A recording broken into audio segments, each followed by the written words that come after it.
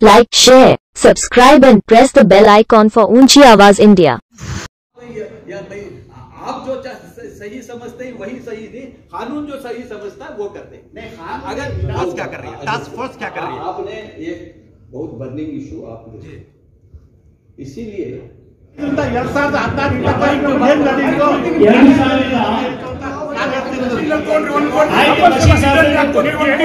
ತಪ್ಪು वापस तगड़ी नहीं मारता तो तब क्या ये पूरा चोरा यतीमा का माल कैसो, बेवाया का माल कैसो, गरीबा का माल कैसो। मैं एक एक बोलना जो है हर किसी का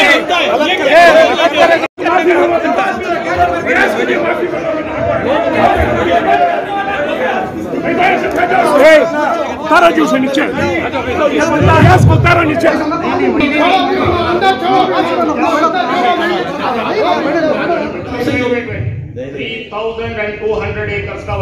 बस okay agree entered into a compromise and recovered 1 crore rupees has been deposited. Answer should be given CEO, not for you, Chairman. CEO board की मांग आप अनाडा करने के लिए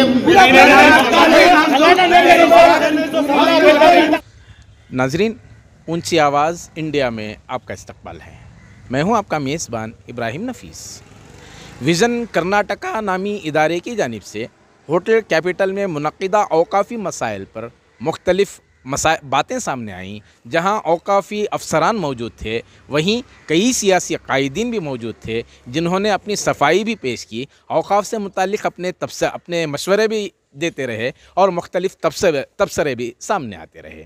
नाजरीन, आपने देखा होगा मुख्तलिफ़ मसाइल उठे, पब्लिक की जानिब से उठे और कई समाजी कारकुनों ने आवाज़ उठाई कि औकाफ़ में जो कुछ हो रहा है वो इत्मीनान बख्श नहीं है। और इस खुसूस में आपने देखा कि शहर के मारूफ वकील मोहतरम सिराजुद्दीन ने डयास पर चढ़कर भी अपने एहतजाजी रुख को पेश किया और औकाफ़ से मुताल्लिक़ कई मसाइल उन्होंने पेश किए और वहाँ एक हंगामाखीज़ सूरत हाल भी हमारे सामने आई थी। जानते हैं, मोहतरम सिराजुद्दीन हमारे साथ मौजूद हैं आज, जानते हैं कि उस मौके पर वो क्या मसाइल पेश करना चाह रहे थे और उस प्रोग्राम से आपको कितना इत्मीनान हासिल हुआ और फिर मुस्तकबिल में अगर इस तरह का खाका बनाया जाता है तो फिर क्या रुख इख्तियार किया जा सकता है। जानते हैं मोहतरम सिराजुद्दीन से। जी सर, बताइए, आज चूँकि एक हंगामाखी सूरत हाल रही, आपने स्टेज तक भी चढ़कर वहाँ भी एक अपने मुतालबात मनवाने की कोशिश कर रहे थे। क्या मुतालबात थे और क्या मसाइल थे आपके? जी देखो, मुतालबात तो बहुत हैं, बहुत बड़े बड़े, छोटे छोटे मसाइल, बड़े बड़े मसाइल। तो ये जो वक्फ़ी जो प्रॉपर्टी है, जो बताया, आप सब पूरी दुनिया जानती है कि वक्फ़ी प्रॉपर्टी मुसलमानों की प्रॉपर्टी है और उसके अंदर बहुत ज़्यादा जायदाद है। 3rd नंबर पे आती है प्रॉपर्टी पूरे इंडिया के अंदर वक्फ़। ये सब सिर्फ मुसलमानों की प्रॉपर्टी है। अब ये प्रॉपर्टी को कहाँ से इस्तेमाल करना तो गरीबों में, लाचारों में, बीमारों में, बेवाओं में, यतीमों में इस्तेमाल करना और जो बेघर है उनको इस्तेमाल करना। ये इसका बैला है, इसका मकसद ये है। ये लोग जिंदे से लेके मुर्दे तक सबका भी माल खा जाते हैं। यहाँ पे अभी जैसा IIM में एम्बिडेंट और जो भी आला, ये जो भी इंजाज जो भी है, इन्हों तो खाली चंद मुसलमानों को लूटे, चंद मुसलमानों को जिसके पास पैसे थे या खरीदारी करे उनको लूटे। इन्हों पूरे जिंदों के साथ मुर्दों को भी लूट डाले। अब मुर्दों को कैसा लूटा? यहाँ पे जो खबर खोदती ना, खबर खोदने वाले का भी कमीशन वक्फ बोर्ड को जाता है। सर, सवाल ये है कि ये वक्फ बोर्ड एक मॉनिटरी बॉडी का नाम है और चेयरमैन के हाथ में पूरी तरह काबू में भी नहीं रहता, चेयरमैन पूरी तरह चेयरमैन को भी अधिकार नहीं रहता। बोर्ड अलबत्ता फैसले ले सकता है, लेकिन मॉनिटरिंग करने के लिए सिर्फ एक बोर्ड होता है। जहाँ तक उसकी देखभाल है किसी भी इदारे की हो, जहाँ इमदाद ताउन पहुँचाना है, गरीबों की मदद करना है, मरीज़ों की देखभाल करना है, ये पूरा मामला इदारे के ज़िम्मे आता है, जो मसलन वो मस्जिद है या कब्रिस्तान जो भी है। तो कहीं ना कहीं आपके जो इल्ज़ामात हैं वो इदारों पर हो रहे हैं या वक्फ बोर्ड पर हो रहे हैं? इदारे, वक्फ बोर्ड सब मिलके हैं। इदारे कमीशन देते हैं वक्फ बोर्ड को, वक्फ बोर्ड उनके लिए सपोर्टिंग करती है।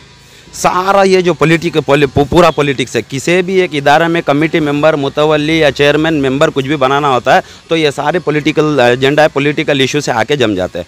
अभी एक जना खाता नहीं, अभी इसका अब एक जना अगर कौन तभी ईमानदार इसके अंदर आगा, उन्हें क्या तभी आवाज़ उठाने का रहा तो उसकी टांग कचीती, नहीं तो उसे जब का जब ट्रांसफ़र करती, नहीं का तो उसके ऊपर एलिगेशन लगाती।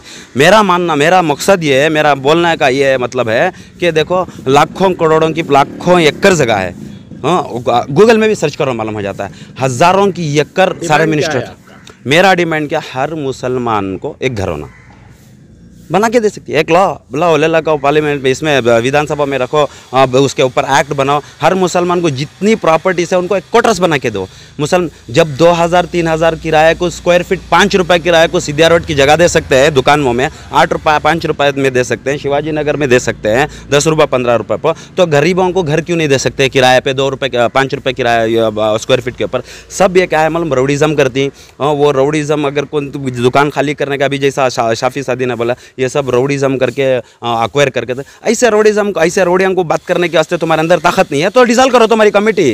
ताकत नहीं है तो एडवोकेट्स को अपॉइंट करो, एक एडवोकेट भी उधर लायक का जा को कम से कम उसके हमारी प्रॉपर्टी व कौम की प्रॉपर्टी खुद ले नहीं सकता, 10-10 साल 15 साल 20 साल देती। मस्जिद की बिंगापुर की मस्जिद को जमने की जगह NOC लिख को दे डाले, कौन की गैर ले लिया वो इनोच अंदर से, नहीं तो डर के मारे, नहीं तो पैसे के मारे। उसकी तो वजाहत आ गई तकरीबन कि इस तरह हम लोग कहीं NOC वगैरह नहीं दिए, इस तरह की वजाहत CO ने की थी। तो कितना इत्मीनान है आपको इन बातों? ये देखो ये जो रिपोर्ट है नी, ये अनवर मानपड़ी की जो रिपोर्ट है, इसके अलावा इससे 50 गुना बढ़ के ऐसी रिपोर्ट है।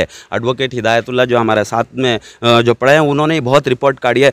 अभी बाकी 20% ही इसकी रिपोर्ट है। सारे मिनिस्टर्स जितने भी हमारे कौम के लीडर्स हैं सब खाए हैं, एक एक का सबूत है।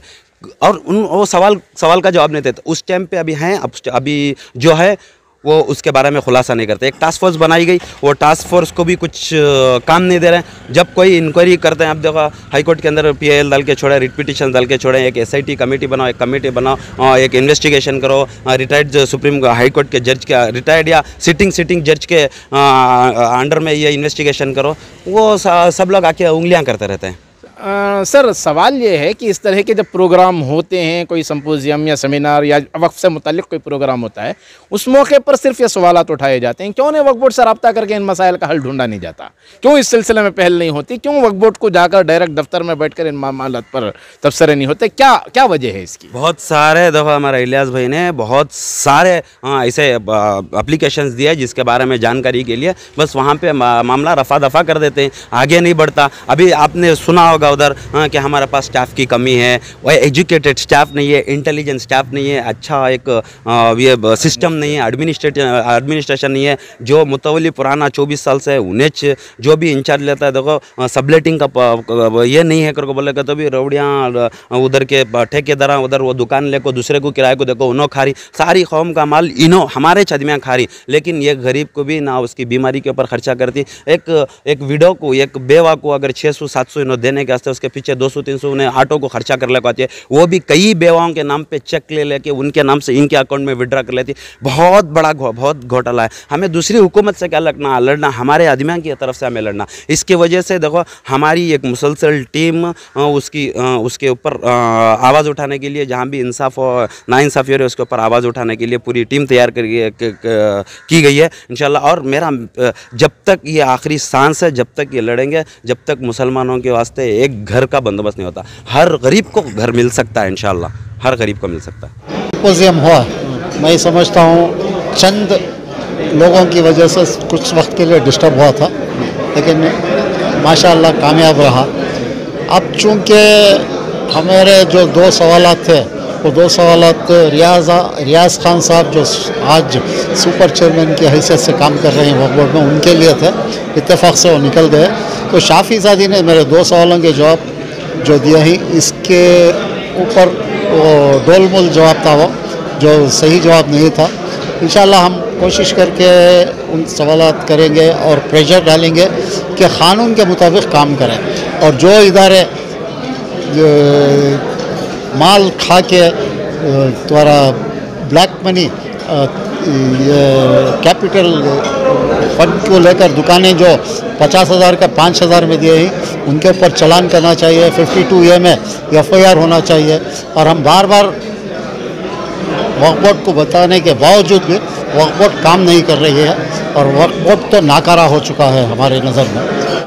वक्फ बोर्ड जो है ये कौम का एक नुमाइंदा ऑर्गेनाइजेशन है।